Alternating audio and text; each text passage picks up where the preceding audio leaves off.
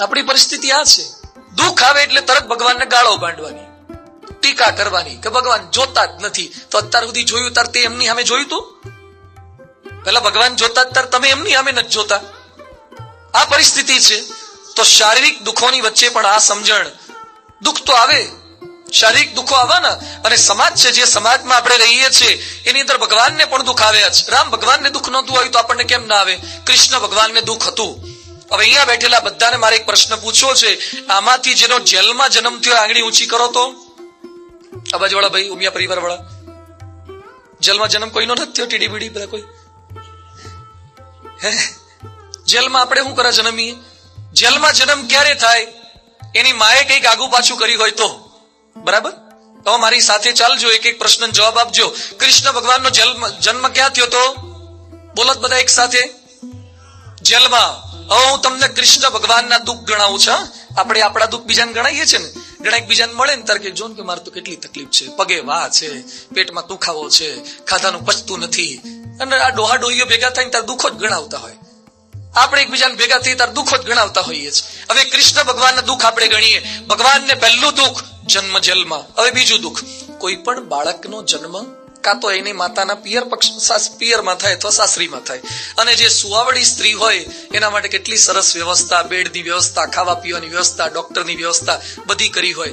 કૃષ્ણ ભગવાનના માતુશ્રી દેવકી, એને સુવાવડનો પ્રસંગ ક્યાં આવ્યો? જેલમાં. પોતાની સગ્ગી માતાને કેટલું દુઃખ કહેવાય.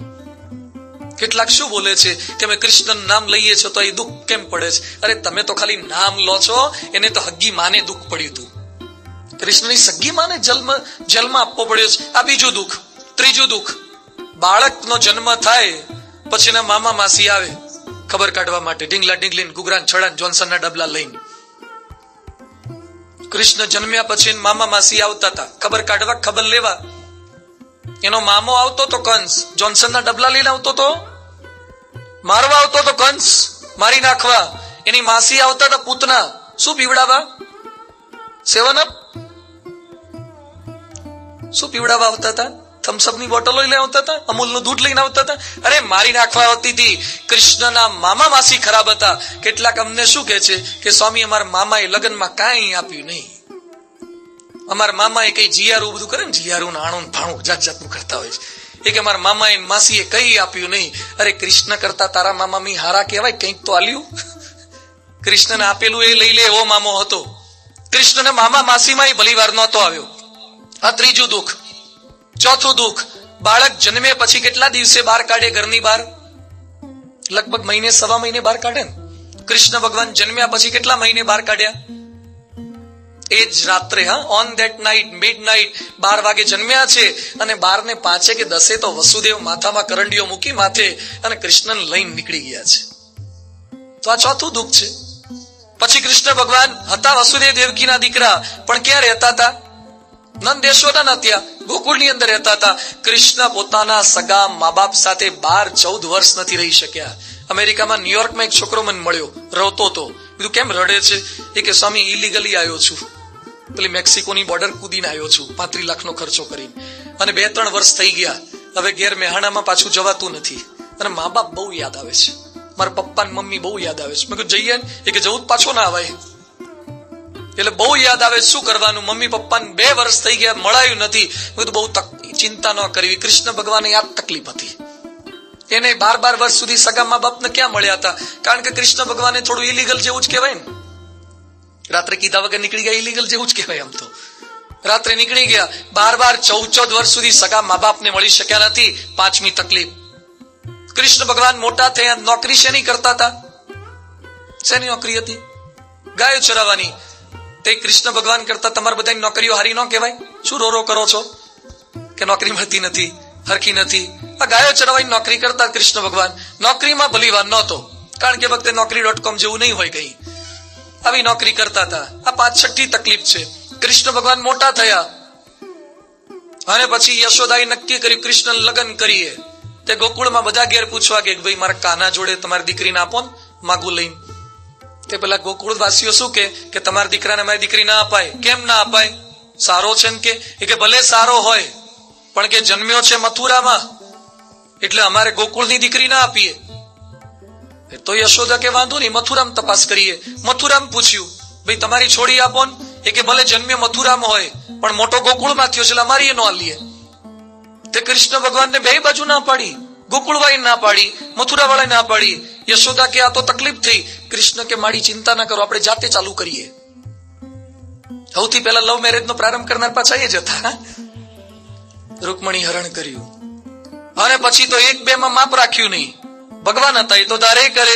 16,108 ઘર વાળા હતા. કેટલી પત્ની હતી? 16,108. ઘરે જઈ અને કેલ્ક્યુલેટર પર ગણતરી કરજો કે એક પત્નીમાં આટલી તકલીફ, તો 16,108 માં શું દશા થઈ હશે બિચારા. હેરાન થઈ જવાય ને. એક પત્નીમાં તમારે આંખે પાણી આવી જાય છે, તો 16,108 માં એક મનાય ત્યાં બીજા રિસાઈ ગયેલા હોય, ચાલુ ને ચાલુ જ હોય. અંદર ઝઘડા ને કકડાટ ને દેરાણી ભોજાણી બધું, શું આખું ઘર એ જ હશે, માથે લેતા હશે બધા ભેગા થઈને. આવી તકલીફો હતી. અને ભાગવતમાં લખ્યું છે કે એક પત્નીને 10 સંતાન હતા. સંકલ્પ પુત્ર હતા. એ વખતે તો ભગવાન ધારે કરે 16,108 ગુણ્યા 10 કેટલા થયા? આખી યુનિવર્સિટી જ કૃષ્ણ ભગવાનની હશે. એકનું એડમિશન કરે ત્યાં બીજા નોકરીનો ટાઈમ આવી જ ગયો હોય, ચાલુ જ રહે, નવરા પડે જ નહીં. તમારે 1-2 છોકરાને કંટાળી જાઓ છો તો કૃષ્ણ ભગવાનને 16,108 ગુણ્યા 10 લાખોની સંખ્યામાં છોકરા હતા. અને એ પાછા કેવા પાક્યા? કૃષ્ણ ભગવાન દીકરા યાદવો હતા. કૃષ્ણ ભગવાને કીધું ભાઈ દારૂ ન પીવો, ઝઘડા ન કરો, તો એ માન્યા જ નહીં. કૃષ્ણ ભગવાનના દીકરા એ ન માન્યા, ઝઘડ્યા. અને પ્રભાસ પાટણની અંદર કૃષ્ણ ભગવાનના સગા દીકરા ઝઘડી લડી અને મૃત્યુ પામ્યા ભગવાનની નજર સમક્ષ. કેટલાક હરિભક્તો ફરિયાદ કરે છે કે સાંઈ મારો દીકરો દારૂ પીવે છે, માનતો નથી. બહુ રો ના કરવું. કૃષ્ણ ભગવાનના દીકરા નહોતા માનતા, તમારા કેમ ના માને? ના માને બધા દીકરા. કૃષ્ણ ભગવાન એમના દીકરાએ નથી માન્યું, ના માન્યું. અને કૃષ્ણ ભગવાનનું મોત કરી તે થયું બાલકા તીર્થમાં પીપળાના ઝાડ નીચે પગ પર પગ ચડાઈને બેઠા હતા. અને ત્યાં પારધી આવ્યો અને પારધીએ પગમાં તીર માર્યું અને ભગવાન પોતાના ધામમાં પધારી ગયા. અપમૃત્યુ જેવું જ કહેવાય ને. ભગવાનનો જન્મ ક્યાં? જેલમાં. અને મૃત્યુ ક્યાં? પારધી દ્વારા. જન્મથી મૃત્યુ સુધી કૃષ્ણ ભગવાનના જીવનમાં પ્રશ્ન, દુઃખ ને દુઃખ. છતાં હજુ આપણી 3 દિવસ પારાયણ ચાલવાની જ. તમને બધાને ચેલેન્જ મારીને કહું છું કે કૃષ્ણ ભગવાનનો એક ફોટો એવો તમે લઈ આવો કે જેમાં આમ લમણે હાથ દઈને બેઠો હોય, એના કરતા ન પરણ્યો હોત તો સારું થાત. એક ફોટો કૃષ્ણ ભગવાનનો ટેન્શન વાળો દેખાય છે તો દાડામાં 10 વગર ઉતરલી કઢી જેવું મોઢું હું કરવા કરો છો? કૃષ્ણ જેટલી તકલીફ તમને ક્યાં પડે છે? મોરબીમાં જાતની વરમોરા ટાઇલ્સો ધંધા કરો છો, કેટલું બધું ધંધામાં હારામારું કમાવો છો, તો દુઃખ શું કરો છો કે તકલીફ પડી, દુઃખ પડ્યા, પ્રશ્નો છે. અરે કાંઈ પ્રશ્ન નથી આપણને. ભગવાનને જેટલા પ્રશ્નો છે એટલે કોઈ પ્રશ્ન નથી આવ્યા. રામ ભગવાનને પ્રશ્ન આવ્યા, કૃષ્ણ ભગવાનને પ્રશ્ન આવ્યા, સ્વામિનારાયણ ભગવાનને પ્રશ્ન આવ્યા છે. એમને તકલીફો આવી છે. સ્વામિનારાયણ ભગવાનને પણ મારી નાખવાનો પ્રયત્ન કર્યો હતો. સ્વામિનારાયણ ભગવાન આણંદમાં ગયા, એમના પર ગાળો બોલ્યા, છાણ નાખ્યું, માટીના ઢેફા નાખ્યા, એમના અપમાન થયા છે. તો એમને તકલીફો આવી છે. જાતના પ્રશ્નોની વચ્ચે એ લોકો પસાર થયા છે, તો તકલીફ તો આવે. આજે પરમ પૂજ્ય પ્રમુખ સ્વામી મહારાજ 90 વર્ષની ઉંમરે એમણે પોતાના સમગ્ર જીવનમાં કીડી જેવા જીવને દુભ્યો નથી. છતાં પ્રમુખ સ્વામી મહારાજને શારીરિક તકલીફો કેટલી છે.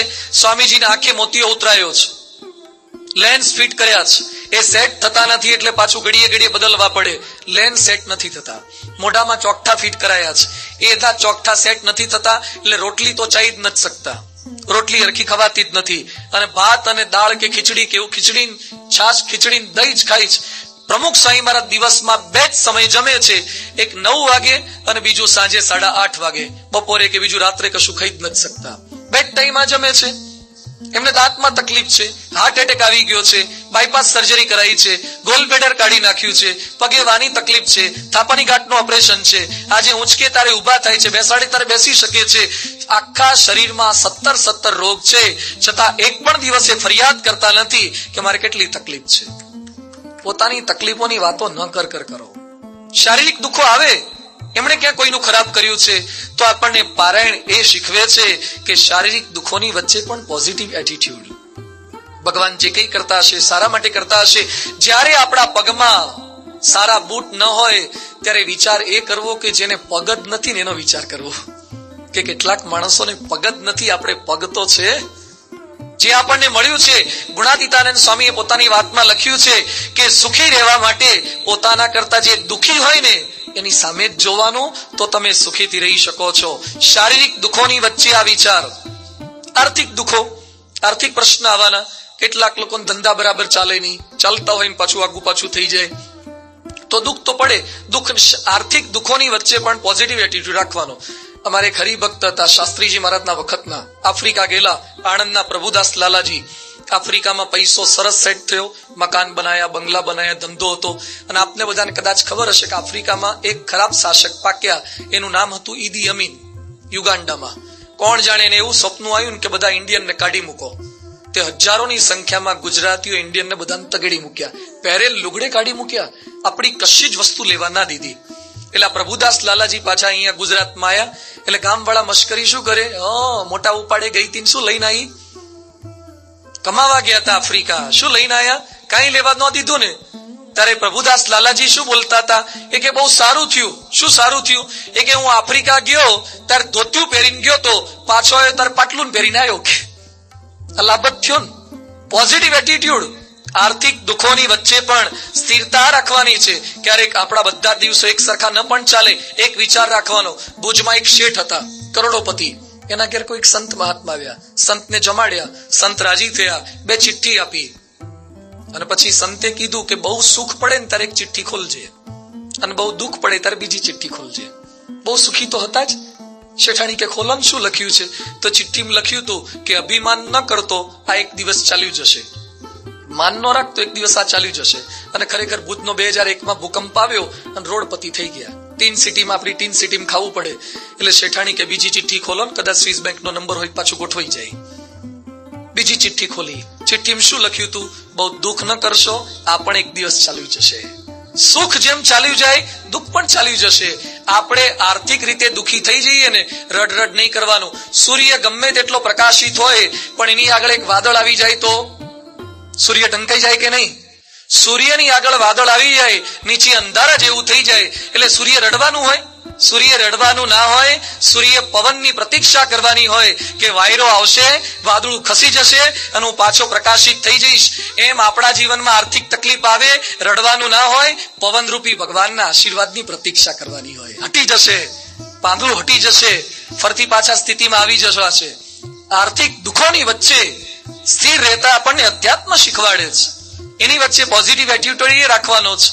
ગઈકાલે મેં વાત કરી, કેટલાક એમ કે છે કે ભગવાનનું ભજન ભક્તિ કરીએ છીએ છતાં આપણને દુઃખ કેમ પડે છે? જાત જાતના પાછા છાપામાં આર્ટિકલ આવે. એકવાર આર્ટિકલમાં મેં શું વાંચ્યું, એક લેખકે લખ્યું હતું કે જે ભગવાનનું ભજન કરે ને એને દુઃખ બહુ પડે છે. ઘણા આર્ટિકલ વાંચે ને એટલે વાંચતા વાંચતા મોઢું હલાવે, ના વાત સાચી છે, આપણે ખરેખર બહુ દુઃખ પડે છે. તો શું દુઃખ પડે છે? ભગવાનના ભક્તને દુઃખ પડે છે. પણ ક્યારે તમે ભગવાનના સાચા ભક્તોનો ઇન્ટરવ્યુ લીધો છે? શું દુઃખ પડે છે? આપણને જે કઈ તકલીફ આવે છે એ આપણા પ્રારબ્ધનું આવે છે. ભગવાન કેટલી કસોટી કરવા આપે છે તો કરે. ભગવાન પોતાના ભક્તોની કસોટી કરે છે, અને જે કઈ આપણે આગલા કર્મમાં કર્યું છે એનું ફળ આપણને ભગવાન આપે છે. મહાભારતના યુદ્ધ પછી ધૃતરાષ્ટ્રે કૃષ્ણ ભગવાનને પ્રશ્ન પૂછ્યો કે પેલા પાંડવો 5 હતા, તો એ 5માંથી એક પણ મર્યા નહીં, અને મારા 100 હતા એમાંથી એક પણ હારો બચ્યો નહીં. મારા 100 કેમ ઉપડી ગયા? શું તકલીફ? મારો એટલો બધો વાંક ગુનો હતો કે મારા 100 દીકરાને મારી નાખ્યા. મારી શું ભૂલ છે? સાંભળજો, કૃષ્ણ ભગવાન શું બોલ્યા ધૃતરાષ્ટ્રને કહે છે કે ધૃતરાષ્ટ્ર, આ જન્મની તારી થોડી ઘણી ભૂલ તો છે જ, પણ આજથી 50 જન્મ પહેલા તું પારધી હતો. કેટલા જન્મ? 50 વર્ષ નહીં, 50 જન્મ પહેલા તું પારધી હતો. અને એમાં જંગલમાં શિકાર કરવા ગયો.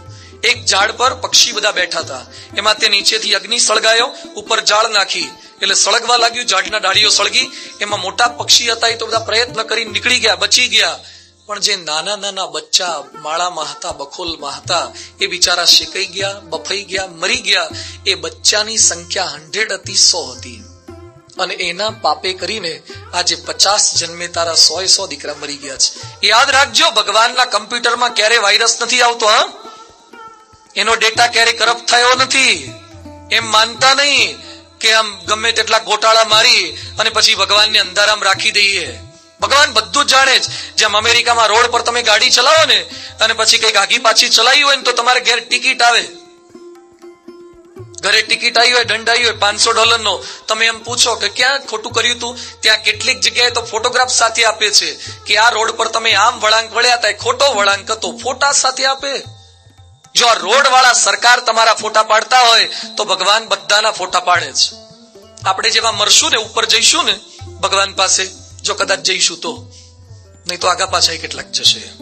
સ્વર્ગમાં જાય તો ભગવાન પાસે જઈશું ને ભગવાન આપણને કે આવા ગોટાળા કેમ કર્યા હતા, કેમ તું લોકોને બોટલમાં પૂરીને બૂટ મારતો હતો, કેમ તારા ભાઈને દગો દીધો તો, તારે નફો 1 કરોડ નો થયો તો ચોપડા પર 70 જ કેમ બતાવતો હતો, આવું ખોટું ખોટું કેમ કરતો હતો.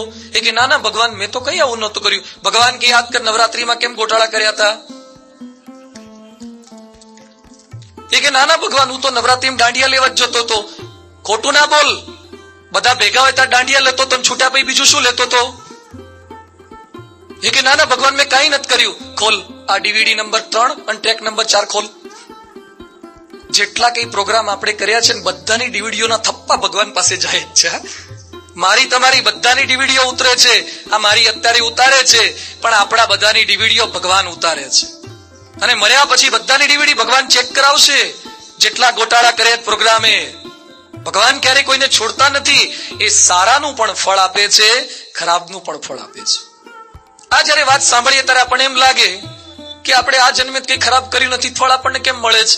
તો આ જન્મનું ન હોય તો ગયા જન્મની કઈક ભૂલો હોય. અહીંયા કે છટકી શકાય એવું નથી. જે સારું કર્યું છે સારું મળશે. કેટલાક એમ કે છે કે સ્વામી આ જન્મે સારું કર્યું તો એમ ફળતું કેમ નથી. તો એના માટે સમજીએ, જેમ ગામડાની અંદર અનાજ ભરવાની કોઠી આવે, જેમાં ઉપરથી અનાજ નાખીએ અને નીચેથી કાણામાંથી નીકળે.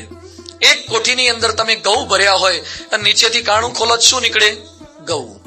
બીજી કોઠીમાં કોદરા ભર્યા હોય, એમાંથી નીચેથી કાણું ખોલો શું નીકળે? કોદરા. આ બાજુ ઘઉં વાળી કોઠીમાં તમે ઉપર કોદરા નાખો, કોદરા વાળી કોઠીમાં ઉપર ઘઉં નાખો. હવે જે ઘઉં વાળી કોઠીમાં ઉપર કોદરા નાખ્યા છે, પણ કોદરા ક્યારે નીકળશે? ઘઉં ખાલી થશે પછી કોદરા નીકળશે. ટન બાય ટન ઉપર સ્પેસ થતી જાય પછી કોદરા આવશે. આ બાજુ કોદરા વાળી કોઠીમાં તમે ઘઉં નાખ્યા છે, છતાં એ ઘઉં ક્યારે નીકળશે? કોદરા પૂરા થાય ત્યારે. એમ આજે કેટલાક લોકો લાંચ લે છે, દુરાચાર કરે છે, અનાચાર કરે છે, વ્યભિચાર કરે છે, રાજનીતિમાં ખોટા ધંધા કરે છે, છતાં એ લોકોને ફળ નથી મળતું. 400 કરોડના ઘાસ ખાઈ જાય છતાં પણ જલસા કરે છે.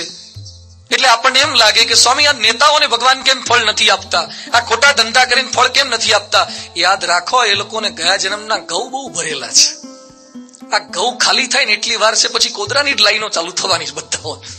આ ઘઉં ખાલી થવા દો. અને આપણે ગમે તેટલા સારા અત્યારે કર્મ કરીએ છીએ, પણ આપણા ગયા જન્મના કોદરા એટલા ભરેલા છે ને, થોડીક રાહ જુઓ. આ જન્મના ઘઉં તમે નાખી દીધા છે, પેલા કોદરા પૂરા થાય એટલે ઘઉં ચાલુ થવાના જ છે. કર્મનો સિદ્ધાંત છે, છટકી શકાય એવું નથી. તો દુઃખ આવે, દુઃખને ભોગવી લેવાના. કેટલાક લોકો શું કરે છે, દુઃખની વચ્ચે હિંમત હારી મરી જાય છે, આત્મહત્યા કરી લે છે. 10મા 12માનું રિઝલ્ટ આવે, 12માની પરીક્ષા આપી જ કેટલાક લોકોએ. છોકરાને પૂછો કેવું, ફર્સ્ટ ક્લાસ? મોડી વાત શું કરવા હોય? રિઝલ્ટ આવ્યા પહેલા બધાના ફર્સ્ટ ક્લાસ જ હોય છે. રિઝલ્ટ આવે પછી થર્ડ ક્લાસ થાય છે. એટલે બધાને પૂછે કેવું ગયું? ટોપ ગયું છે, 90 અપ, 80 અપ. અને પછી રિઝલ્ટ આવે દિવસે કાંકરિયા તળાવ આગળ, સુરસાગર, લખોટા તળાવ આગળ પોલીસ રાખવી પડે છે. કેમ? ઘણા જૈન ખાપકે છે, આત્મહત્યા કરી લે છે. અભ્યાસમાં નિષ્ફળતા મળે, કેટલાક આત્મહત્યા કરે છે. પ્રેમમાં નિષ્ફળતા મળે, કેટલાક આત્મહત્યા કરે છે. પતિ પત્ની વચ્ચે ઝઘડા થાય, મરી જાય છે. સાસુ કઈ શબ્દો મારે, મરી જાય છે. અરે મરાતા હશે, આટલું સુંદર શરીર મળ્યું છે ને આત્મહત્યા કરાય. ભગવાન સ્વામિનારાયણ શિક્ષાપત્રીમાં લખ્યું છે, આત્મઘાતો ન કર્તવ્યો. આપણે હિન્દુ સંસ્કૃતિમાં લખ્યું છે, આપઘાત ક્યારેય ન કરવો. તમે એમ માનો છો કે તમે દેહ ટૂંકાવી દો, મરી જાઓ, તમને કોઈક બોલી ગયું, તમારાથી કઈક ભૂલ થઈ ગયું અને તમે મરી જાઓ એટલે છટકી જાઓ? ના છટકાય. ભગવાનની પાસે છે જ બધો રેકોર્ડ છે, તમને નવા જન્મ આપશે. એકવાર એક છોકરો 12મા ધોરણની પરીક્ષા પછી રિઝલ્ટ આવ્યું, એ દિવસે અમદાવાદમાં કાંકરિયા તળાવમાં પડવા જતો હતો. એટલે ત્યાં પોલીસ ઉભો હતો. પોલીસ કે શું કરવું છે? એ કે બસ હવે ખાબકવું છે, અંદર પડવું છે. એ કે હું કરવા? એ કે કેટલો મારા પપ્પાએ ખર્ચો કર્યો, 70-80 હજારના ટ્યુશન રખાયા, એક એક્ટિવા 60 હજારનું લઈ આપ્યું, કેટલો ખર્ચો કર્યો તો મારા રિઝલ્ટમાં નપાસ થયો, 3માં દાંડિયા ડૂલ થઈ ગયા છે. અને આવું રિઝલ્ટ લઈને ખરાબ લઈને જવું એના કરતા મરી જવું. તે પોલીસ કે મરી જાય પછી શું થાય? એ કે મરી જાઉં ને પછી મારો નવો જન્મ આવશે. તો કે નવો જન્મ આવે ભાઈ શું થાય? એ કે હું ફરતી 12માં સારા ટકા લાવીને મા બાપને રાજી કરીશ. બહુ સારો ક્રાંતિકારી કહેવાય ને. એ કે મરીને 12મું ફરતી આપીશ. એટલે પોલીસ કોણ જાણે બુદ્ધિશાળી આવી ગયો છે, તે પોલીસ કે તું સીધો ને સીધો 12માં આવી જઈશ? એ કે ના, એમ તો જન્મી એટલે સીધા જ 12માં ના આવાય. તો કે પહેલું તારે શું થવું પડશે? એ કે પહેલા તું નાનો કીકો થઈશ, અને પછી તો બાલ મંદિરમાં જઈશ, પહેલામાં જઈશ, એમ કરતા કરતા 12માં પહોંચીશ. પોલીસ કે એક ધોરણની કેટલી પરીક્ષા હોય? એ કે આમ તો એક ધોરણની ઓછામાં ઓછી 3 ને ટ્યુશનની જુદી, તો 12 તરી 36 પરીક્ષાઓ આપીશ, અને પછી તું 12માં સારા ટકા લાવી અને તારા મા બાપને રાજી કરીશ. એના કરતા ડોબા પેલી નવેમ્બરમાં ઓક્ટોબરમાં આપીને પાસ થઈ જાય. શું કરે? માથાકૂટ કરે, નવા જન્મ લેવાની મરવાની માથાકૂટ કરે છે. એમ નવા જન્મ લેવાનો વિચાર ના કરવો, આત્મહત્યા કરવાનો વિચાર ના કરવા. અહીંયા બેઠેલા બધાને વિનંતી છે, દુઃખ ગમે તેટલા પડે, અરે ભૂલ થઈ જાય, આપણાથી ચારિત્રની ભૂલ થઈ જાય, કદાચ અસત્ય બોલાઈ જાય, દરેક ભૂલના પ્રાયશ્ચિત શાસ્ત્રોમાં લખ્યા છે, પણ જે આત્મહત્યા કરે છે એનું કોઈ પ્રાયશ્ચિત શાસ્ત્રમાં લખ્યું નથી. આપઘાત ન કરવો. કેટલાક ખેતરમાં નાખવાની પેલી દવા પી જાય છે. આપણા ખેડૂતોને તો ભાઈ પેલી ઘઉંમાં નાખવાની ગોળીઓ તરત હોય, એટલે ગોળીઓ જ ગળી જાય છે. ના ગળાય ગોળીઓ. મરવાના ધંધા નહીં કરવાના, ના પાડી છે આપણા ગ્રંથોમાં. દુઃખ તો આવે, કર્મનો સિદ્ધાંત છે, જે કઈ દુઃખ આપણને પ્રાપ્ત થાય છે ભોગવી લેવા. જેમ દશરથ રાજા, એને કેમ દુઃખ આવ્યું? કેમ પોતાના દીકરાનો વિયોગ સહન કરવો પડ્યો? કારણ કે એમણે કોને મારેલા? શ્રવણને મારેલા. શ્રવણનો વધ દશરથ રાજાથી થઈ ગયેલો. એ તો બિચારા એ ભૂલમાં કરેલો, પણ છતાં શ્રવણના બા બાપુજી એમ બોલ્યા હતા કે આજે તે અમને અમારા દીકરાથી વિખૂટા કરી દીધા છે, અને પુત્ર વિયોગમાં તે અમને દુઃખી કર્યા છે. જા, તારે છતે દીકરે પણ દીકરાઓ તારી પાસે હાજર નહીં હોય અને તારે દુઃખી થવું પડશે. અરે રામના બાપને પણ કર્મનો સિદ્ધાંત સ્વીકાર કરવો પડતો હોય તો મારે તમારે તો સ્વીકાર કરવો પડે કે નહીં? સ્વીકાર કરવાનો, જે કઈ થાય. પણ એની વચ્ચે એક ઉપાય એ છે કે આપણા ગમે તેવા કર્મ હોય પણ ભગવાનના સાચા સંત પાસે આવીએ. આવા સંતો આપણને આશીર્વાદ આપે, વર્તમાન ધરાવે, કાળ કર્મ પાપ માયા મંત્ર ધરાવીને આપણને આપે, કંઠી પહેરાવે, કે શરણાગત કરે, ભગવાનમાં માનતા કરે. આપણા ઉપર કર્મનું આધિપત્ય હોય ટળી જાય છે, અને ભગવાનનું પ્રારબ્ધ આપણું પ્રારબ્ધ બની જાય છે. રામાયણ આ શીખવે છે કે જીવનની અંદર ગમે તેટલા દુઃખો પડે છતાં પણ સ્થિરતા રાખવાની છે. ત્રીજું, રામ ભગવાન કોઈની ભૂલ થાય ત્યારે પણ એની વચ્ચે પોઝિટિવ એટીટ્યુડ રાખતા આપણને શીખવાડે છે. કોઈ સહકાર ના આપે એ વખતે પોઝિટિવ એટીટ્યુડ રાખવાનું. કેટલાક આપણી સાથેના જ લોકો હોય, સહકાર ના આપે. કેટલાકને પત્ની વિચિત્ર મળે. આપણા તુકારામ કરીને એક ભક્ત થઈ ગયા દક્ષિણ ભારતમાં, બિચારા બહુ ગરીબ સ્થિતિના, અને એમાં એના પત્ની બહુ જ ખરાબ હતા. એકવાર તુકારામ કઈક ધૂન ભજન કરવા ગયેલા અને પાછા આવ્યા. કોકે શેરડીના સાંઠા પેલા શેઠે આપ્યા. તે પાછા ફરતા ફરતા આવ્યા ઘરે. એની પત્ની કે કેટલા સાંઠા આપ્યા હતા? એ કે 20. એક જ લઈને કેમ આવ્યા? એ કે રસ્તામાં બધું બાળમંડળ મળ્યું તો તેને આપી દીધા, હવે આ તમે લો. એટલે પત્નીને પેલો શેરડીને સાંઠો આપ્યો ને તો પત્ની ગુસ્સે થઈ ગયા અને સાંઠો લઈ અને તુકારામના બૈડા પર ફટકાર્યો. પણ જાણે શૂરવીર હતા, ઘરવાળાને ઠોકે એવા. તો પેલા શેરડીના હાંઠાના 2 ટુકડા થઈ ગયા. તુકારામ વાંકા વળી એક શેરડીનો સાંઠો પોતાના હાથમાં લીધો અને બીજો પોતાના ઘરવાળાને આપતા આપતા શું બોલ્યા કે મને ખબર જ હતી કે તમે પતિવ્રતા છો એટલે આખી શેરડી એકલા નહીં જ ખાઓ, અડધી મને આપશો જ. કેટલો પોઝિટિવ એટીટ્યુડ છે. જો આવું તમે બધા રાખો તો ક્યારેક વિલણ મારે તો તકલીફ થાય ખરી? આમ તો ન મારવા જોઈએ, પણ ક્યારેક આવું થાય. ઘરમાં ક્યારેક કોઈ બોલે, સહકાર ન પણ આપે, પોઝિટિવ એટીટ્યુડ રાખવાનો. કોઈક આપણને વિરોધ કરનાર પણ મળે. એકનાથ કરીને એક ભક્ત થઈ ગયા, ગંગા નદીમાં સ્નાન કરવા ગયા અને ગંગાજીમાં નાઈન બહાર આવ્યા ને તે એક મુસલમાન ઉભો હતો. તો મુસલમાન થૂક્યો, હિન્દુઓ આ એકનાથ ભક્ત એના પર થૂક્યો. એકનાથ એક પણ શબ્દ ન બોલ્યા, ગંગાજીમાં પાછા નાવા ગયા. નઈન બહાર આવ્યા, પેલો ત્યાં ઉભો તો ફરતી થૂક્યો, ફરતી નાવા ગયા. 3 વાર, 4, 5, 25, 50, 75, 100 ટાઈમ, 100 વખત પેલો થૂક્યો, 100 વખત એકનાથ નાવા ગયા. છેવટે પેલા થૂક ખૂટ્યું, એ થાક્યો હવે. એટલે એકનાથ ને કહે છે તમે ખરા માણસ છો ને યાર, હું તમને આટલા હેરાન કરવાના આટલા પ્રયત્ન કરું છતાં ગુસ્સે કેમ થતા નથી? એ કે એમાં ગુસ્સે શું થવાનું હોય? એ કે મેં તમારું આટલું બગાડ્યું છતાં દુઃખી કેમ થતા નથી? એ કે તમે મારું શું બગાડ્યું? એ કે તમને આટલી બધી વખત નવડાયા? એ કે રોજ તો મને ગંગાજીમાં 1 વખત નાવાનો લાભ મળતો તો તમારી કૃપાથી આજે ગંગામાં 100 વખત નાવાનો લાભ મળ્યો, તો તમે મારા પર ઉપકાર કર્યો કહેવાય. કેટલો સુંદર પોઝિટિવ એટીટ્યુડ છે. તો સ્થિર રહી શક્યા. જયારે એકનાથની જગ્યાએ આપણે હોઈએ તો અને કોક આપણા પર થૂકે તો શું કરીએ? ભેગો એને જ ઝપકોડી નો દઈએ અંદર, એને જ લેતા જઈએ ને. માફ હોય ને કંઈક. આપણે શું બોલીએ છીએ કે બસ હા હવે આનાથી વધારે બોલે ને તો આ બન્યું, આનાથી વધારે સહન ના થાય. પત્ની ઘરમાં બોલે, સાસુ બોલે, વહુ બોલે, શું કહે છે? બહુ હા આના કરતા વધારે બોલ્યા ને તો હવે આપણી ટાંકી ફાટશે. લિમિટમાં, આના કરતા વધારે સહન ન થાય. હું તમે બધા કેવી કંપનીઓ છીએ? લિમિટેડ કંપનીઓ છીએ. કેવી? લિમિટેડ કંપનીઓ. અનલિમિટેડ સહન શક્તિ વાળા થવું હોય ને તો આ ધર્મ ગ્રંથોના ભક્તોના પ્રસંગો સાંભળવા પડે. અનલિમિટેડ સહન શક્તિ, પોઝિટિવ એટીટ્યુડ. ગમે તે પરિસ્થિતિ વચ્ચે કોઈ ભૂલ બતાવે, કોઈ કઈ જાય, બોલી જાય. આ રોડ પરથી આપણે જતા હોય અને એમાં ચોમાસાના દિવસ હોય ને અને એમાં તમે બાઇક લઈને જતા હોય ને બાજુમાંથી કોઈ ગાડી વાળો જાય અને એમાં પેલા ખાબોચિયામાં પાણી ભરેલું હોય અને જોરથી ટાયર પડે એટલે આપણા પર શું થાય? કેસર જળનો અભિષેક. શું થાય? કેસર જળનો અભિષેક. આપણા પર છાંટા ઉડે. છાંટા ઉડે એટલે શું કરવાનું હોય? ગાળો જ બાંધવાની. કેટલાક શ્લોકો જ ચાલુ કરી દે છે. હવે તમે શું કરી શકવાના? પેલો ગાડી લઈને જતો રહ્યો. જીવનની જે પરિસ્થિતિમાં તમે કાંઈ જ નથી કરી શકવાના એમાં ખોટી તમારી એનર્જી શું કરવા વેસ્ટ કરો છો? પોઝિટિવ એટીટ્યુડ કંઈક રાખી એની વચ્ચેથી બહાર નીકળવાનો રસ્તો વિચારવાનો છે. રામ ભગવાનના જીવનમાં આ છે. ગમે તેવી પરિસ્થિતિની વચ્ચે સ્થિર રહી શક્યા તો પોઝિટિવ એટીટ્યુડ. બીજું, રામ ભગવાન આટલું સ્થિર રહી શક્યા એની પાછળ રામ ભગવાન સુખ અને દુઃખની, માન અપમાનની વચ્ચે જે સ્થિરતા જાળવી શક્યા છે એ ભગવાનની ગજબની છે. ભગવાનના જીવનનું આ વિશિષ્ટ પાસું છે. રામ ભગવાનને સમાચાર મળ્યા કે તમારે જંગલમાં જવાનું છે. આ સમાચાર જેવા સાંભળ્યા, રામાયણમાં લખે છે ન ચૈવ રામઃ પ્રવિવેશ શોકમ શ્રુત્વા ન વિવ્યથે રામઃ. બીજા એક ઋષિ મુનિએ લખ્યું છે કે રામને જ્યારે રાજ્યાભિષેક માટે બોલાવવામાં આવતા હતા એ સમયનો ફોટોગ્રાફ પણ મેં પાડ્યો છે અને રામ જ્યારે જંગલમાં જતા હતા એ ફોટો પણ મેં પાડ્યો છે, પણ રામ ભગવાનના ચહેરાની એક પણ રેખામાં કોઈ ફેરફાર થયો નથી. સહેજ પણ ફેરફાર નહીં. અને એની સામે આપણી પરિસ્થિતિ બોલો. સભા મંડપમાં તમને પહેલી લાઈનમાં બેસાડ્યા હોય અને કોઈક મહેમાન આવે અને તમને એમ કે તમે સાઈડ પાછળ જતા રહો, ગાડલામાં તમારી આગળ કોકને બેસાડવાના છે. આપણે બોલીએ તો નહીં, કારણ કે બધાની વચ્ચે આપણને આવું કરે એટલે બોલાય તો નહીં.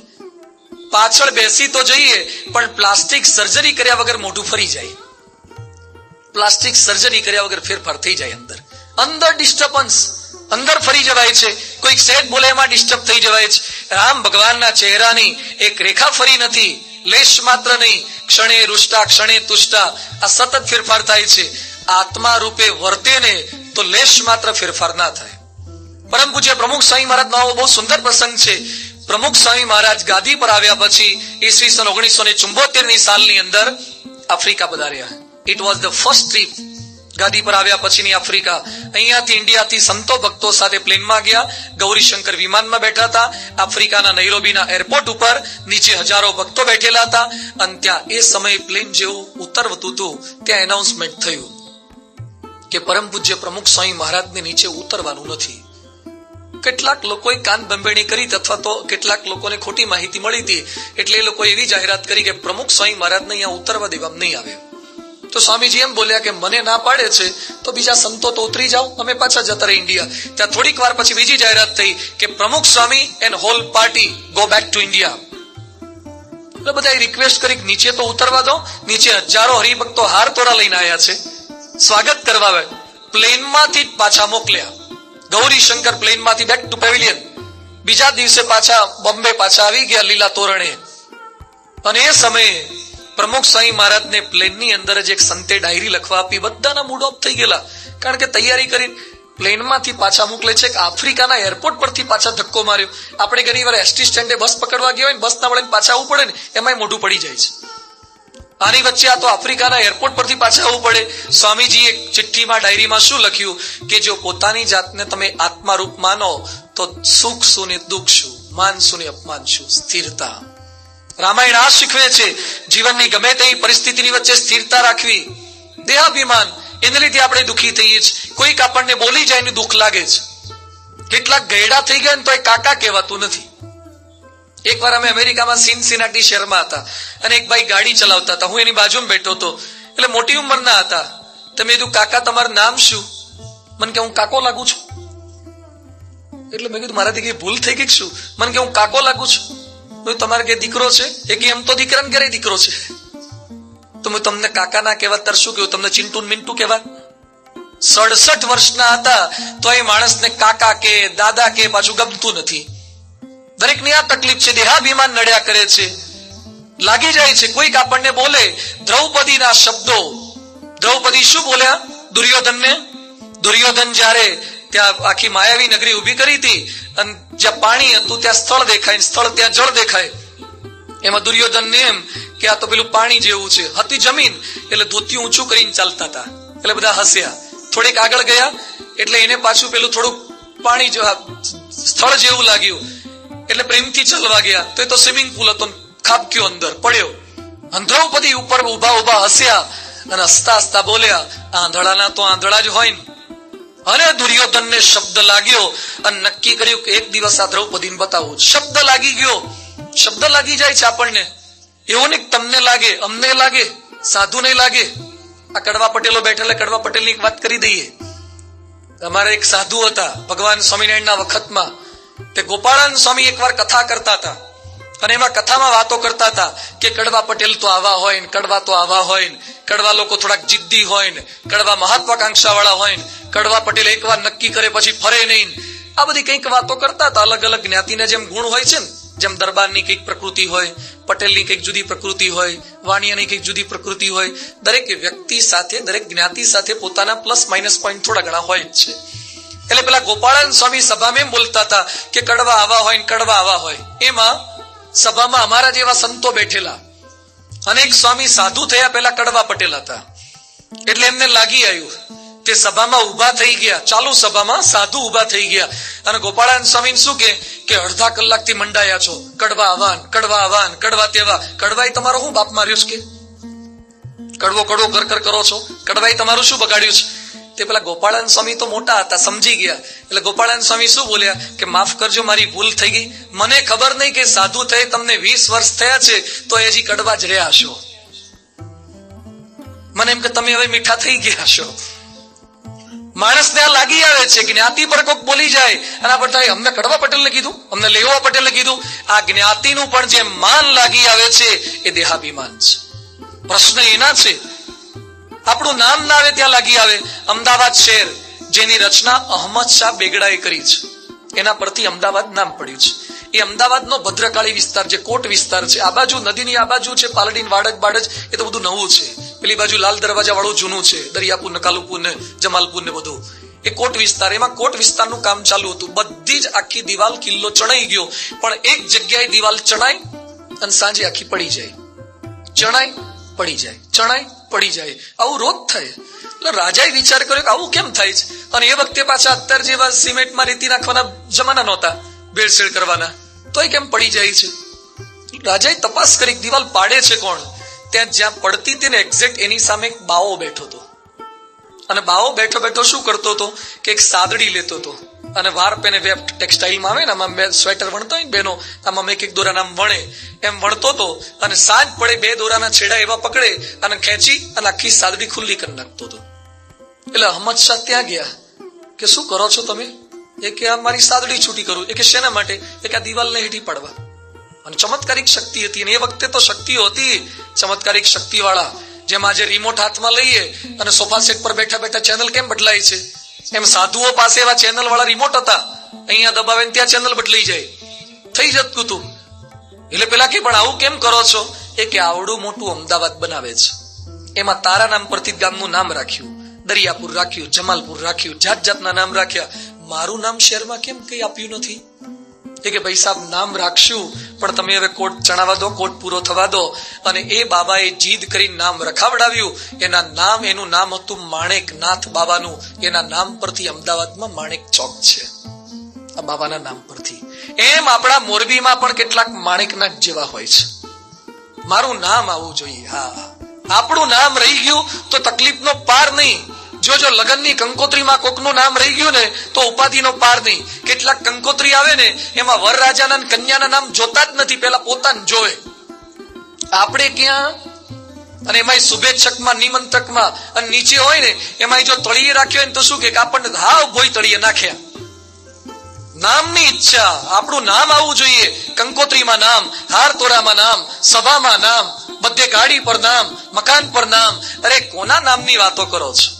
નામ કઈ રહેવાના છે?